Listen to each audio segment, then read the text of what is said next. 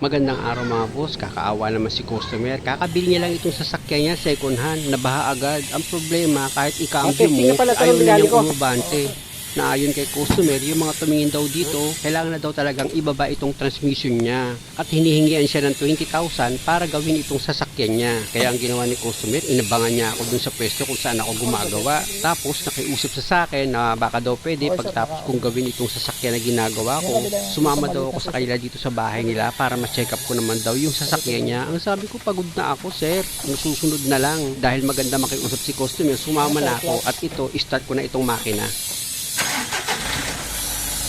Tapos i-check ko muna yung cambio nito mga boss kung na ililipat-lipat siya sa iba't ibang gear. Okay naman. Kaya ang gagawin ko dyan mga boss, ilagay ko yung second gear tapos bitawan ko itong clutch pedal niya. At kung mapapansin nyo, nung binitawan ko yung clutch pedal, ayaw umandar. Sabi hindi nakakambyo. Hindi, nakakambyo naman siya. Tinanong kita kanina, sabi mo hindi nakakambyo. Nakakambyo siya pag natapakan mo yan. Pero sabi nung ano kanina, ay, sabi kahapon sa akin, nakakambyo daw pagka kahit hindi tapakan. Sabi niya kaya slide clutch na daw. Oh, straight cuts talaga. Yun o. Ayun mga boss, binitawan ko yung clutch pedal ayaw talaga umabante. Pero bago ako mag-focus sa transmission mga boss, dito muna ako sa preno niya. Tulak mo nga, kaya itulak. Dito tulak mo. Nakita niyo mga boss, yung itinutulak itong sasakyan ni customer, parang may pumipigil-pigil siya. Ayaw tumuloy umabante. Teka. Siguraduhin ko munang naka-neutral mga boss kasi may napansin ako. Itong clutch pedal niya maingay, pero pag inapakan ko yan, tatahimik. Yan, umingay na Ano talaga sir, clutch na talaga. Ha? Clutch na. Kaya lang si customer masyadong excited Nag-check up pa lang ako, talagang pinipilit niya kung clutch na ba talaga yung problema nito. Patay mo yan natin. Ang gagawin ko dito mga boss para sigurado ako sa paghatol, i-jack ko itong gulong niya, iaangat ko yan para malaman ko kung dumikit yung lining dito sa flywheel niya. Dahil pag dumikit yung lining yan dito sa flywheel, hindi ko mapapaikot itong gulong. O kaya naman mga boss, pwedeng i-stack up yung preno dito sa likuran or dito sa harapan. Kaya ang pinaka-the best dyan, iangat ko na lang itong Baha ba to? gulong. Dito na baha? Dito? Doon sir sa dinadaanan ko. Nakabit ng baha. Release mo yung handbrake. Naka-release? Release ko na. Ayun, umikot tong gulong O di sabihin, hindi siya sa preno. Umikot eh Hindi sa preno yan. Hindi pa tayo sa harapan. Ngayon muna itong abigan.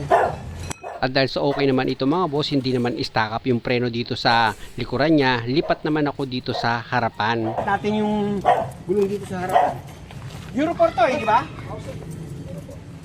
Ang gagawin ko dito mga boss, itong apat na gulong niya, i-check ko yan isa-isa. Kaya kung makikita nyo, i-gina-jack ko yan para may angat ko itong gulong. Tsaka ako ngayon yan iikutin para malaman ko kung merong stack up dito sa mga preno niya. Kaya tandaan nyo itong ginagawa ko mga boss para kahit papaano magkaroon kayo ng idea. Ayan mga boss, umangat na itong gulong, ikutin ko na ngayon yan.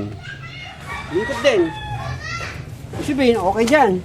At dahil sa umikot itong gulong mga boss, lilipat naman ako dito sa kabilang side. Yan naman yung iaangat ko na gulong. Gaya nga ng sinabi ko sa inyo, para sigurado ako sa paghatol, iisa-isahin ko sa pag-check up dito sa preno ni customer. Para malaman ko kung merong stack up dito sa mga preno niya. Hindi ka pinersa nila to? Na naka... Di ba nila pinandar? Nakatak ko yan sir, hanggang dito lang. Dito lang. Tapos, Tapos yun, hindi na nakapabalik. hindi na nakabalik.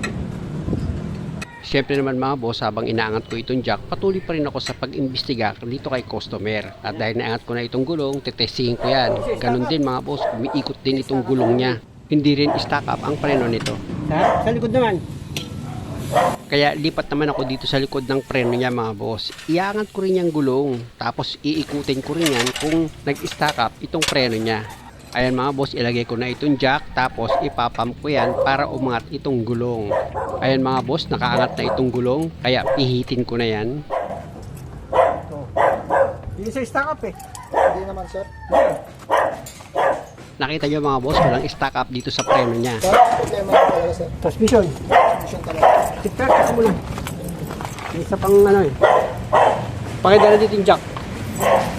At dahil sa wala namang problema dito sa apat na preno niya, walang Balik stack ulit tayo up, gagamitan ko na yan ng pakiramdam ng aking mga kamay mga boss. papakiramdaman ko naman dito mga boss yung tigas ng clutch pedal niya. Mararamdaman ko yan hanggang sa ilalim. Ayan mga boss, kung makikita nyo, dinidiin ko na yan. Pinapakiramdaman ko yung release bearing, yung fork, kung maganda ba yung laro niya. Pero nararamdaman ko mga boss, parang hindi naglalaro yung fork ng maayos. Parang nakatukod siya yung release bearing sa pressure plate. Pero malalaman ko yan mga boss. Oh, iba yung tigas niya eh. Hindi ganyan ang normal na tigas ng clutch pedal eh. Kasi nga, yung mga naunang nag-check up nito, sinampahan itong sasakyan. Inilagay sa primera ng ayaw umabante ang hatol, sliding clutch na daw itong sasakyan ni customer, kaya kailangan ibaba na itong transmission. At kailangan mag-ready ng 20,000 para sa labor and materials. Tama naman yun mga boss, pero pag ako, check upin ko muna maigi yan. Kaya ang gagawin ko, iilalim muna ako para mapakiramdaman ng kamay ko yung secondary at itong fork niya. Siya, tapak sa clutch. Bitaw.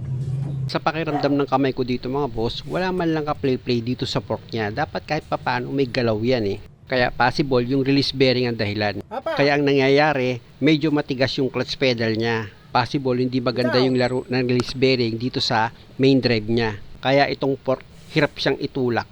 Kaya yung clutch pedal, hindi normal yung tigas niya pag inapakan mo. At para sigurado mga boss, tanggalin ko itong secondary clutch niya para ma-check ko itong fork kung mag-aatras abante itong release bearing niya. Ilawan ko yan mga boss, tapos gagamit ako ng socket wrench sa number 14 para matanggal ko yung dalawang bolt dito sa secondary clutch. Tinanong ko nga sa customer kung wala bang problema ito bago ito nabaha. Maganda ba yung under niya, hindi ba siya sliding? Pero maganda under ito before. Okay, ito, walang problema.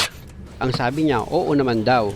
Kaya nakaramdam ako ng chances na maayos ko itong sasakyan niya. Ito nga mga boss, natanggal ko na itong secondary clutch niya. Wala namang problema dito sa push rod, yung sa piston sa loob, wala. Kaya lang dito sa sa fork niya, itong release bearing, ayaw gumalaw dito sa main drive. Ibig sabihin, kinalawang yung loob niyan. Yun lang. Matindi yung pagkakalubog nito sa baha. Yung iba kasi, yung lining ang dumidikit sa flywheel, pero ito naman, yung release bearing niya, kumapit dito sa main drive. At dahil sa mahaba itong video mga boss, pakiabangan na lang sa part 2. At muli, maraming salamat sa panonood. Sana wag niyo naman kalimutang mag-subscribe sa channel ko. Maraming salamat!